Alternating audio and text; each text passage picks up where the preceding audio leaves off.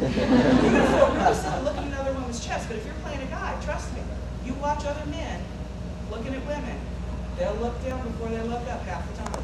Which guys, you know you're doing really well when that's what they do. And I've discovered something. Guys, they notice. No matter how sly you are trying to look at their chest, they notice. Having had guys look at my chest, which was a really weird experience the first time it happened, thank you very much. And it's great, because the guys will do this.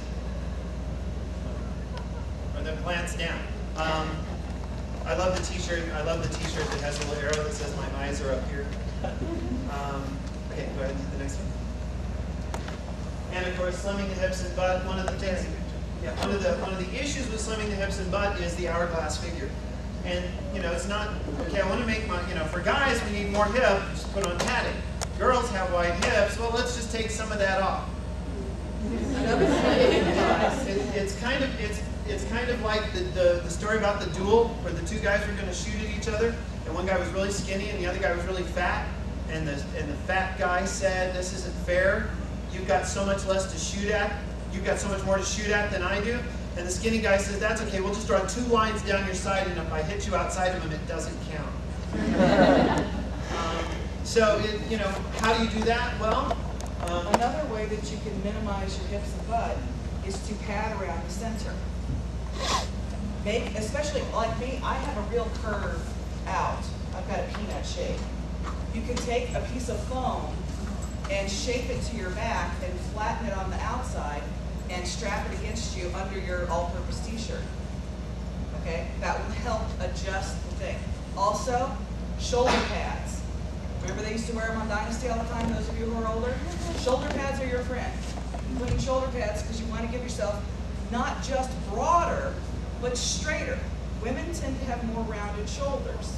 It's partly their build, it's partly their posture. Men tend to go straighter out. So shoulder pads also help. Costumes that for whatever reason are a little bit fuller in the top up here also help. Okay, next. All right, clothing. What do you do about clothing? Clothing, a couple of things to talk about. One is undergarments. From the guided girl point of view, one of the things that I tend to do is I will go ahead and wear girls' underwear. Tucking, it really doesn't matter, and the lines work much better. I usually wear appropriate bra for whether if it's low cut. If it's not, then I can wear something that's going to be easier to hold what's in there. One of the problems guys have is, how do you get this stuff? You go to Walmart. And usually I would strongly recommend taking a female friend who promises not to giggle the whole time you're shopping. And simply go and help them help try to size you, those kinds of things. Maybe you have a really understanding mom. And I've discovered something. If you go up and you buy it, you just walk up to the cash register and pay for it, then they don't really care. If you walk up and you look really, really nervous, like someone's going to notice that you're buying a bra, then they're going to look at you funny. So if you just, it's something you're using for a costume, and they say, "Oh, is this for you?" Well, yes, as a matter of fact, it is. Then you get their reaction, and that's fun too. But the reality is that basically, when I'm doing a women's costume, I wear women's underwear, bra, panties, and I wear a cincher because I have. They always have those, you've got your hourglass figure and your A and your O. I'm straight. I am from shoulders down. There is no variation at all. So I wear a cincher. Could even go to a corset, but I wear a cincher to try to get it a little bit more here so that when I wear the pads here, I can get something that kind of approximates the female figure. You have to be careful when you do that what you're wearing isn't going to be really tight.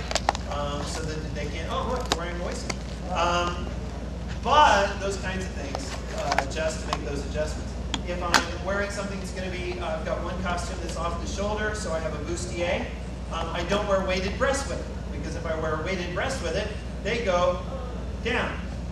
And then one time I was wearing the costume with the bustier, and I had the breasts in it, and one of them, I forgot I was wearing the heavier ones, and the bustier didn't ride down the breast.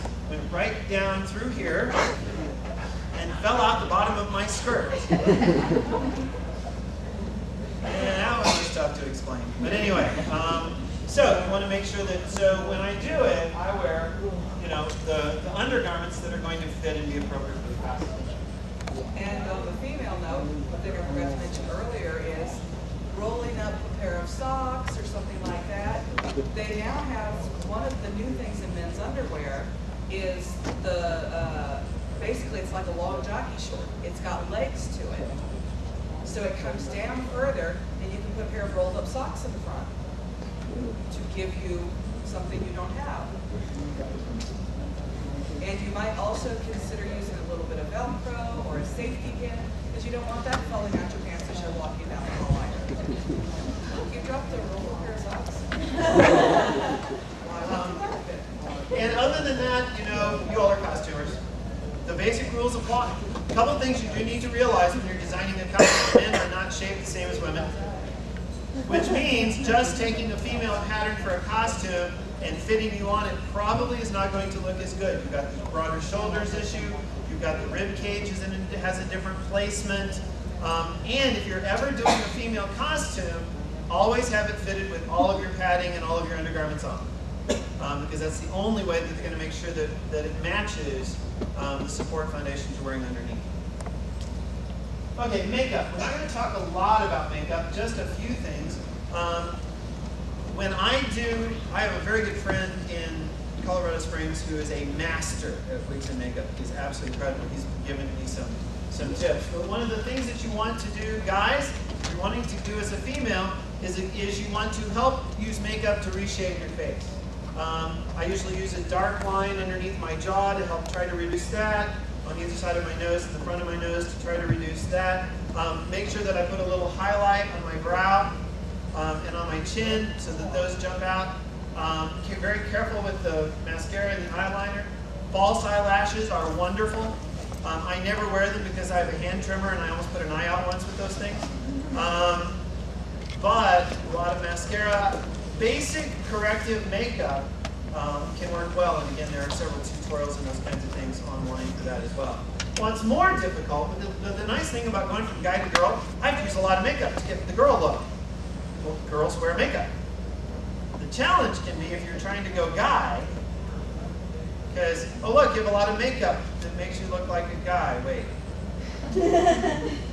One of the things that you can do is look at your face in the mirror. Look at the shape of your lips. Women's lips tend to be fuller in the center and thinner on the edges, right? So what you're going to do is, your lips naturally peak up like that. You're going to take, and you're going to find, you need to go and find a lip pencil that matches your uncolored lips. You're going to draw out from here to here, filling in this area to thicken the outsides of your lips. Doing that actually makes a big difference. I didn't bother because I'm wearing a goatee. Facial hair hides a lot of things. Facial hair makes your jaw look broader.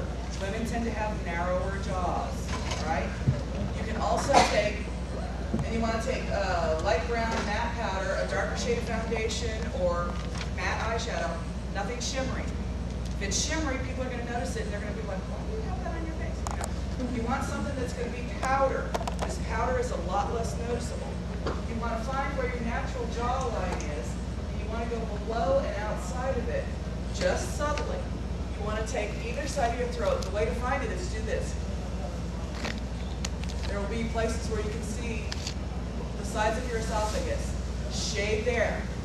Shade a little bit here and a little bit under your chin.